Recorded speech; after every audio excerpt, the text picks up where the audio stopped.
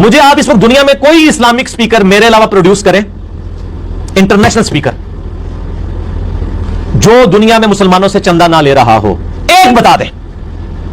मैंने खुद एकेडमी जाके देखा है, एकेडमी की सादगी का जो म्यार है, उनकी सादगी का जो म्यार है, वो भी एक इंसान ही है ना, आखिरकार तो एक इंसान ही है। घर पे बीवी होंगी, बच्चे होंगे। तो जब मैं उनके इस पहलू को देखता हूँ ना कि वो दीन को यूज करके पैसे नहीं कमा रहे। इन लोगों की चंदा बुक्स हैं, उनकी कोई चंदा बुक भी नहीं, ना कोई चंदा बुक है, ना कोई मस्जिद है। एक वो जो एकेडमी है, ये भी बड़ी सोचने वाली बात है कि एकेडमी को उन्होंने एकेडमी का नाम दिया है, मस्जिद नहीं कहा उन्होंने, क्योंकि अगर वो मस्जिद कह देते तो कल को कोई उसको चला सकता था। अब एकेडमी को क्या चलाएगा भाई? कोई फिरका नहीं दिया, कोई किसी किस्म का मजहब इंट्रोड्यूस नहीं कराया, कोई नई फिक्र इंट्रोड्यूस नहीं करवाई। उन्हीं की किताबें पकड़ के, उन्हीं की किताबों के अंदर से चीजें निकाल के उन्हीं को जवाब दे दिया है। 5 कातलाना हमले प्रोबेबली हो चुके हैं और वो बंदा बगैर किसी गार्ड के घूमता है। यहाँ पे लोगों को फोन पे धमकी आ जाए ना तो वो यहाँ पे पीछे गार्ड लगा के घूमने लग जाते हैं। अपने ऑफिस के बाहर लोगों को मैंने गार्ड खड़े करते हुए देखा है, कोई गार्ड नहीं लेके घूम रहे, कोई सादा सी जिंदगी है। तो यार ये जब आप उनकी जिंदगी के एस्पेक्ट देखते हैं ना तो फिर आपको उन चीजों की समझ आती है कि उनकी तबीयत के अंदर वो जलाल क्यों है। वो तो जो अली मिर्जा यू टर्न लेते हैं और जो झूठ वगैरह बोलते हैं वामुनास से, ठीक है, वो तो मैं बाद में बताता हूँ, ठीक है।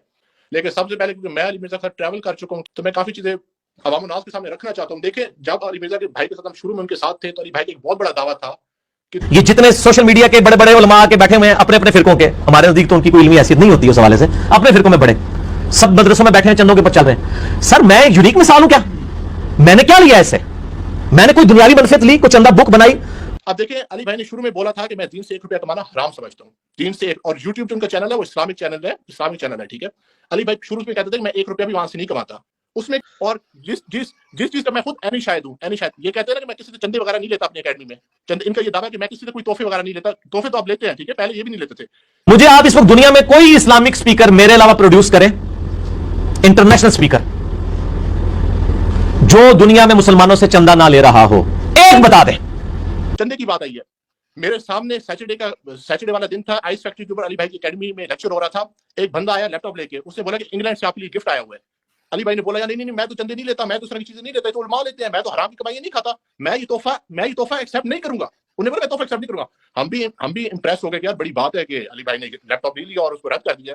आप यकीन माने, सैटरडे का लेक्चर खत्म हुआ, जब सारे लोग चले गए, हम उसके शुरू के साथी से थे, हम अली भाई के साथ बैठे रहते थे। 2-3 घंटे बाद भी, लेक्चर खत्म होने के बाद भी क्वेश्चन आंसर वगैरह करना, उनके साथ टाइम स्पेंड करना। जिस तरह अवाम उन्नास चली गई, उस लैपटॉप वाले भाई को बोला कि भाई लैपटॉप का रद्द भी नहीं किया जा सकता, अच्छा नहीं लगता कि मैं तोहफे का इनकार कर दूं, आप ये लैपटॉप लेके हमारे फरहान भाई जो एडिटिंग का काम करते हैं, आप उनको प्रोवाइड कर दें, ठीक है।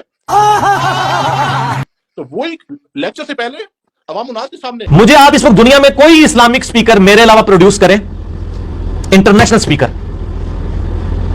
जो दुनिया में मुसलमानों से चंदा ना ले रहा हो, एक बता दें। दूसरा लेक्चर खत्म हुआ, लैपटॉप पकड़ के फरहान भाई को उठा दिया।